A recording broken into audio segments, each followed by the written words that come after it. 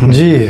तो आचार्य जी का एक वीडियो लेकर हम हाजिर हैं समीक्षा के लिए, और इनके इस वीडियो का लिंक आपको नीचे कमेंट बॉक्स में मिल जाएगा, वहां से आप इनका वीडियो देख सकते हैं। वो क्या कह रहे हैं कि वो कह रहे हैं कि भाई ये जो नकली नकली तरीके हैं समाज सुधारने के, इनसे समाज सुधरेगा नहीं। उसका टाइटल ये है कि समाज सुधरता क्यों नहीं आखिर। वो कह क्या रहे हैं और कितनी जगह वो गलत तथ्य भी रख रहे हैं। बिल्कुल। जैसे उन्होंने एक गलत तथ्य रखा कि देह भाव की वजह से भोगों की इच्छा होती है। नंबर एक बात। नंबर दूसरा एक रखा कि भाई तुम ये भोगों के कारण इतने बच्चे पैदा किए जा रहे हो, जबकि ग्राफ बताता है कि बच्चे गरीबों के यहाँ ज्यादा पैदा होते हैं। जी जी, गरीब देश में भी, गरीब देश में भी और गरीब कम्युनिटी में भी, गरीब लोगों में भी। अमीर लोग बच्चे कम पैदा करते हैं। जो ज्यादा भोगी हैं वो बच्चे कम पैदा करते हैं, जो कम भोगी हैं वो बच्चे ज्यादा पैदा करते हैं। आप सोचो, तो एक्चुअल में इकोसिस्टम को खराब कौन कर रहा है? गरीबी खराब कर रही है कि अमीरी खराब कर रही है? एक्चुअल में जनसंख्या कौन बढ़ा रही है? बिल्कुल, ये वो भूल गए। हाँ। दूसरा ये है कि भाई अगर जीवन में से भोगों को हटा दिया जाए, थोड़ी देर के लिए सोचो कि भोग हटा दिए, है ना, कि बस पत्ते खाने को मिलेंगे, जैसे बकरी वगैरह खाती हैं, और या कोई मांसाहारी आदमी है तो खरगोश फरगोश उठा के खा जाएगा या हिरन विरन खा जाएगा। मतलब यही है, जैसे जंगल में शाकाहारी मांसाहारी तरह के प्राणी रहते हैं, वैसे ही ये भी, इसे भी ऐसे समझो कि भोग बस जंगली टाइप के भोग हैं कि बस या तो घास खा लेगा या तो मांस खा लेगा। ऐसे रहता ये, भोग ही ना होता। क्या वो कोई जिंदगी होती? क्या वो जैसे पशुओं की जिंदगी है इससे कोई बेहतर जिंदगी होती?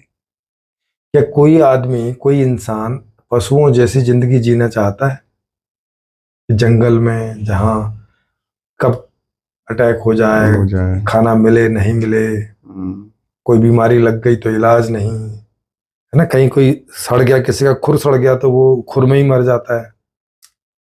अरे खुद का तो ठीक है, लेकिन वहां पे परिवार भी नहीं बसा सकता। हाँ, कुछ भी नहीं है। छोटे बच्चे का कौन ध्यान रखेगा? उसका कौन ध्यान रखेगा? बूढ़े बुजुर्ग लोगों का कौन ध्यान रखेगा? ये सारी समस्या वहां पे भोग रहे थे। हाँ, तभी ना तो यहाँ तक पहुंचे, चल घर बनाया, परिवार बनाया, गांव बसाए, राजा रजवाड़े बसाए। तो एक तो ये जो ऐसा बोल रहे हैं कि देह भाव से आता है, भाई देह तो पशुओं को भी होता है। नहीं, बिना देह के इस धरती के ऊपर कौन जन्म लेता है? पहले तो ये स्टार्ट ही नहीं होता है। हाँ, तो मतलब ये ऐसा कह रहे हैं जैसे पशुओं में देह नहीं हुआ तो कुछ और भाव है, इसलिए वो भोगी नहीं होते। हाँ। लेकिन आदमी भोगी है क्योंकि देह भाव में रहता है। भाई देखो, कोई भी चीज होगी उसका भाव होगा। हाँ। जैसे आप कोई भी प्रोडक्ट लेते हो या कोई भी सर्विस आप लेते हो, वहां पे आपका भाव जुड़ ही जाता है। हाँ, भाव जुड़े बिना कैसे रहेगा? हाँ, कैसे रहेगा? मतलब जैसे करेला है तो वो अपने कड़वे भाव को लिए बिना करेला कैसे बना रहेगा? हाँ, ऐसे मनुष्य भी इस देह को लिए बिना यस।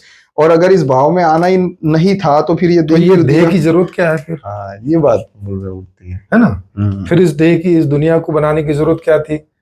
फिर ये इतनी सारी लकड़ियां, इतने सारे जंगल, इतने सारे प्रकार के पेड़, इतने सारे प्रकार के फल, इतने सारे प्रकार के फूल, इतने सारे प्रकार की, इतनी सब सुख सुविधाओं के जो साधन है, इतना सारा पानी, इतने सारे जो है केमिकल्स, इतने सारे, उनकी सबकी जरूरत क्या थी फिर?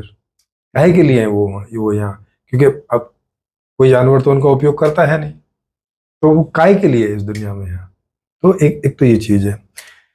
दूसरा कि अभी जिन लोगों को जैसा समझ में आ रहा है कि भाई ठीक है, किन्हीं को समझ में आ रहा है कि समुद्र में प्लास्टिक नहीं होना चाहिए या नदियों में नहीं होना चाहिए या जहाँ वो डिकम्पोज नहीं हो सकता वहां नहीं होना चाहिए, तो उठा के वो उसे कहीं ऐसी एक जगह ले जाके डंप कर रहे हैं कि चलो यहाँ इसका कुछ करेंगे। और अभी धीरे धीरे ऐसे कीड़े भी पैदा कर लिए हैं जो प्लास्टिक को खाते हैं, डिकम्पोज करते हैं ना, वो प्लास्टिक को खा के और खाद में बदलते हैं। बहुत सारी प्रक्रिया भी बन चुकी है। जैसे प्लास्टिक में से पेट्रोल भी बनता है। हाँ, यस। प्लास्टिक में से जो है वो काइंड्स ऑफ रोड भी बनाने का भी, हाँ, यस। तो उनका जो है रिसाइकलिंग, रीयूटिलाइजेशन होने की तरफ मामला जा रहा है। दूसरा ये है कि भाई जनसंख्या तो वो लोग बढ़ा रहे हैं जो गरीब है, जिनके पास भोग ही नहीं है ना। शरीर तो है उनके पास, चाहते भी हैं भोगना, लेकिन व्यवस्था इस प्रकार की है कि भाई, आप देख सकते हो ऑक्सफैम की रिपोर्ट है कि पूरी दुनिया में 82% जो इनकम है साल की, वो 1% की जेब में जा रही है। अब आप देख सकते हो कि 99% जो लोग हैं वो केवल और केवल 18%, पूरी दुनिया की बता रहा हूं मैं, 18% पे गुजारा कर, वो क्या भोग कर रहे होंगे, कहां से भोगी होंगे वो, मुझे बताओ। 99% बिल्कुल। लोग 18% पे कैसे वो भोगी होंगे। और क्योंकि उनके पास उस प्रकार के सुख साधनों का, संसाधनों का अभाव है, इसलिए वो अपने बच्चे पैदा करके उनके साथ में खेलना, हाँ, उनके साथ में वो आनंद प्राप्त करने की कोशिश करने की करते कोशिश हैं। करते हैं, और वो ऐसा सोचते हैं, क्योंकि उन्हें एजुकेशन भी नहीं है कि उन्हें ये ज्ञान हो जाए कि ज्यादा बच्चे पैदा करने से कुछ अच्छा नहीं हो जाएगा, ये उनको समझ भी नहीं है ना। और स्वाभाविक गति उनकी सेक्स में होती है और बच्चे पैदा करने में होती है। बिल्कुल। वो ऐसा सोचते हैं कि 4 बच्चे पैदा कर लेंगे तो इनमें कोई एक आध तो कमाएगा, कम से कम तो घर का खर्चा चलाएगा। हाँ, तो भविष्य के भय को लेकर भी वो, यस यस, ऐसी। बिल्कुल। तो एक तो इनकी ये बात यहाँ पे गलत हो जाती है कि भोग के कारण नहीं हो रहा है, बल्कि मिसमैनेजमेंट के कारण हो रहा है। अब कैसे हो रहा है उसको समझें। पर्यावरण जो खराब होता है वो सीधी सी बात है कि पेड़ों की कमी से होता है। माने जितनी मात्रा में यहाँ कार्बन डाइऑक्साइड छूटती है लोगों के द्वारा, और या जितनी फैक्ट्रियां वगैरह चलाई जाती है उनसे जो कार्बन उत्सर्जन होता है, तो अगर उसको कन्वर्ट करने के लिए पेड़ों की संख्या पर्याप्त ना हो धरती पर, तो दिक्कत आती। तो ये जो साइकिल है ये इको की, इस जैविक जो साइकिल है, इसमें असंतुलन पैदा होता है। बिल्कुल, वो सर्कल कंप्लीट ही नहीं कर पाती। हाँ, सर्कल कंप्लीट नहीं होता है, वो पैदा होता है। दूसरा ये है कि अब गरीबी बहुत ज्यादा है, तो वहां पे इलास्टिक प्लास्टिक सस्ते होने की वजह से वहां ज्यादा प्लास्टिक इस्तेमाल होती है। नहीं तो अमीर आदमी कौन प्लास्टिक इस्तेमाल कर रहा है, वो तो बढ़िया महंगे महंगे बैग लेके चलते हैं, और स्वाभाविक रूप से ये वो। जी, और स्वाभाविक रूप से जहाँ पे गरीबी होगी, वो देश का ऑल ओवर इकोनॉमिकल सिस्टम भी गरीबी वाला होगा। हाँ, गरीबी तो वाला वो रिसाइकल करने के लिए उनके पास वो खर्च नहीं होता, इसलिए वो हाँ, उसको नहीं कर क्योंकि पाते। अगर उसको रिसाइकल करेंगे तो प्रोडक्ट और महंगा पड़ जाएगा, और वो फिर बाजार में जो है अपने आप को बनाए नहीं रख सकेंगे।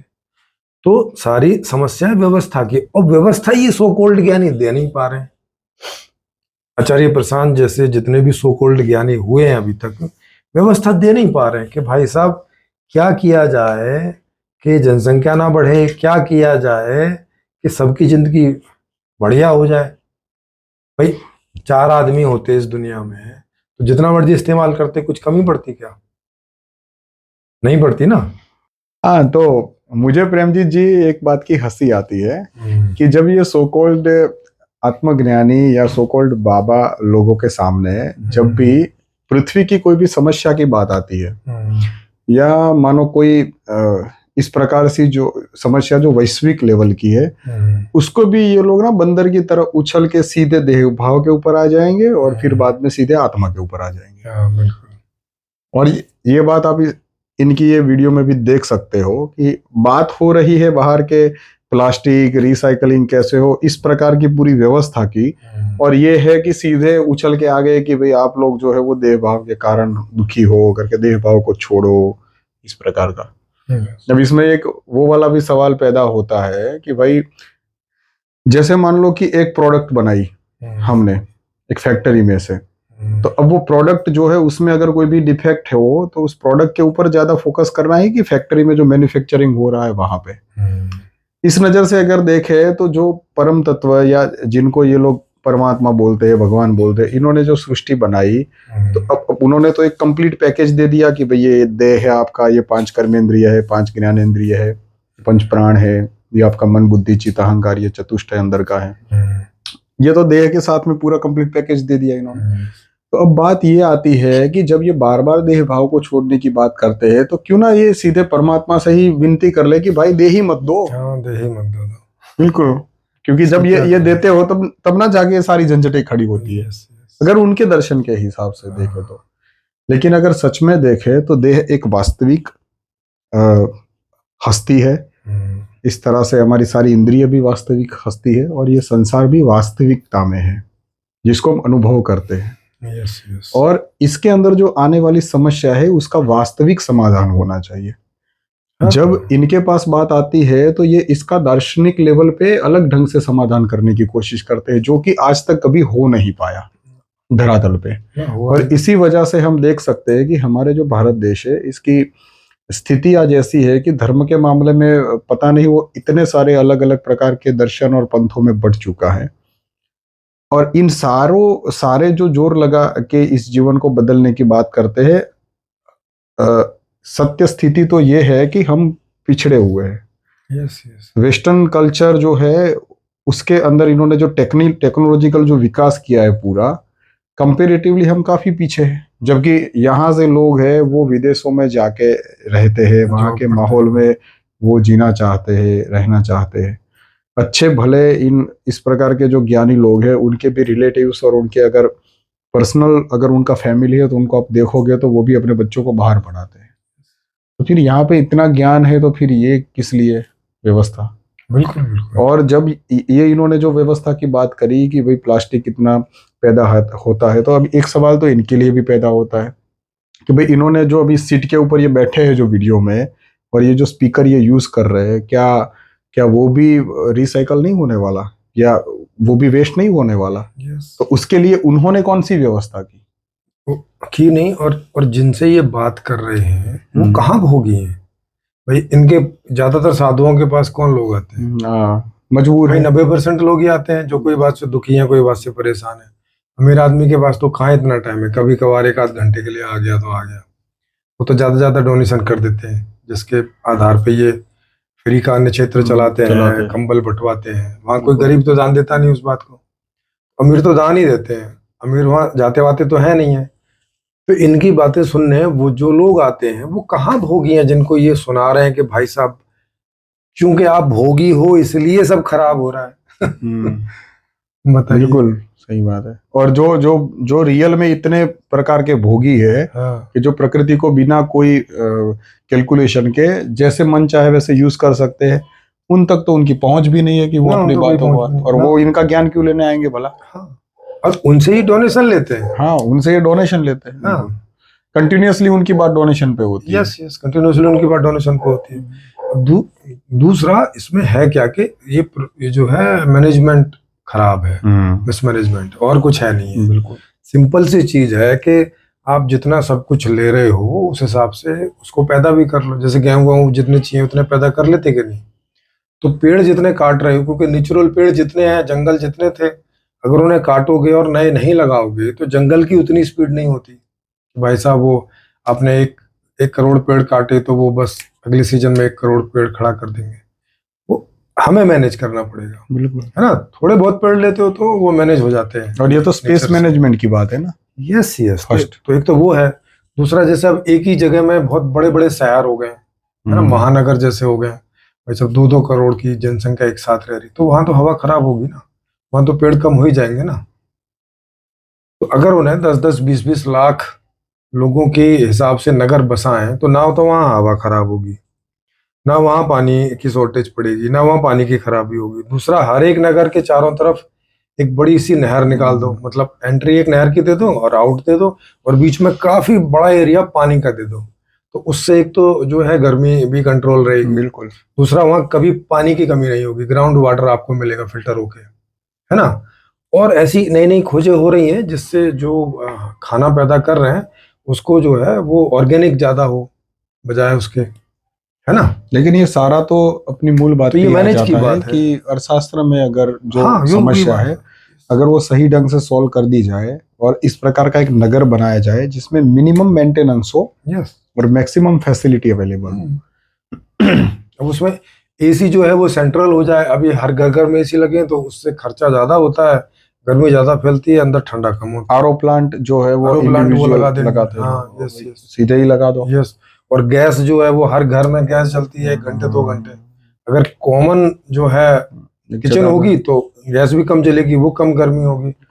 20-50 लोग जो है 20-25 लोग जो है वो पूरे 2-4 हजार लोगों का खाना बना सकते हैं। Yes yes. और 10% जितनी कारें लेके बैठे हैं वो बस खड़ी रहती हैं उनके घरों में। बिल्कुल सड़ती है। हाँ, वही सारी कारें पर्याप्त हैं ट्रांसपोर्ट के लिए। बिल्कुल, ओला अलग- उबर आने के बाद में यस कितना मामला सुलझ यस, गया। कितना मामला सुलटा है। तो ये सब मैनेजमेंट की बात है ultimate, मैनेजमेंट कि की बात है। हम जो भी चीज को बनाए बस उसका एंड यूज प्रॉपर ढंग से हो Yes. और कंटिन्यूअस हो। कंटिन्यूअस हो, उसकी रिसाइकलिंग हो, तो कोई दिक्कत नहीं है। कोई पोल्यूशन नहीं होगा, कोई इकोसिस्टम अनबैलेंस नहीं होगा। बिल्कुल। तो उसकी तो अब वो इन्हें समझ नहीं आती है। बस ये कह रहे हैं कि अच्छा सब जो है भोग में लगे। अब पता नहीं वो कौन भोग में लगे। 90% के पास तो भाई ढंग से खाने के लिए तक पैसा नहीं है जी, कि वो जी। ढंग से खा सके, अच्छे से रह सके। 10% लोग हैं और वो इन्हें सुनने आते नहीं है, वो इनकी सुनते भी नहीं है। उनमें से कौन रोक रहा है? मतलब तो ये उनका तो धंधा है ये। अगर वो धंधा नहीं करेंगे तो वो गरीब हो जाएंगे। मतलब ये जो है वो लोगों को इतनी दोगली बात करते हैं। इनका दोगलापन देखिए आप। Yes yes. एक तरफ वो बात करते हैं कि आप देह भाव को छोड़ दो। भाई झोपड़पट्टी में जो आदमी रहता है उसके पास काहे का देह भाव है? बताइए। बेचारे को 2 टाइम खाने की रोटी नहीं है। हाँ, उसको खाने की- फैसिलिटी नॉर्मल एक, यस। अगर उसकी झोंपड़ी में जाओगे तो टूटा फूटा पलंग मिले, खटिया मिलेगी आपको। बिल्कुल। और ये स्थिति में 2-4 फटे हुए कपड़े लेके वो जिंदगी जी रहा है। ये इनको देह भाव में बोल रहे हैं। देव और भाव खुद लग रहा है, भोगी लग रहा है। हाँ, और खुद जो है वो बढ़िया वाले पकवान खाते हैं, यस यस। कपड़े जूते। फिर बाद में हमने एक बार शायद इसका जिक्र किया था कि वो ऋषिकेश में कुछ वो आए थे तो उनका बड़े हाँ, वो वहां पे इनके पैरों के लिए फूल बिछाए, मतलब फूल फेंक रहे थे जिसपे ये चल के और होल तक जा रहे थे। बोलिए इसका वीडियो है यूट्यूब पे। हाँ, और अब ये जो पाव वहां पे चल रहे हैं, हाँ, अब वो वहाँ- बिना देह भाव के यस, चल रहे वो हैं। बिना ये देह भाव के। किनको उल्लू बना रहे भाई। हाँ, और इनका खुद का लाइफ स्टाइल देखिए। इनका लाइफ स्टाइल जो 10% वाले लोग हैं उनसे मैच करता है, ना कि 90% से मैच करता है। तो ये खुद ज्यादा भोगी और कम भोगी लोगों को उपदेश दे रहे हैं कि भाई तुम भोगी हो इसलिए सब खराब हो रहा है। अब सोचो। मुझे लगता है शायद ये अपने मन में ऐसा सोच रहे होंगे कि हमारा जो ज्ञान है उससे 2-4 लोग जो है भोग बंद कर देंगे तो हमने हमारा लेवल का बैलेंस कर दिया है। हाँ। तो इस तरह की मतलब ये जो तथाकथित अध्यात्मवादी धार्मिकवादी जो ऐसा मतलब क्या बोले ऐसे, जो ऐसी बच्चों वाली बातें करते हैं, समाज को गलत दिशा में गलत धकेलते दिशा, हैं। हाँ, बच्चों वाली बातें हैं ये। अरे भाई मैनेज करने की बात रहती है ना। मैनेज करने के लिए कोई तुम्हारे पास समाधान है तो उसे रखो। बिल्कुल। ऐसे थोड़ी होता है। ऐसे तो कितने सारे नहीं 50 सालों से वो भाई एनवायरनमेंट खराब हो रहा है और कुछ रुकता है क्या ऐसे? बिल्कुल।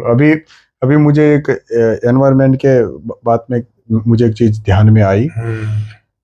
विश्व एनवायरमेंटल कोई संस्था है शायद, उन्होंने एक बड़ा प्रोग्राम रखा कि भाई पर्यावरण को कैसे बचाए, वृक्षों को कैसे कटते हुए बचाए हम।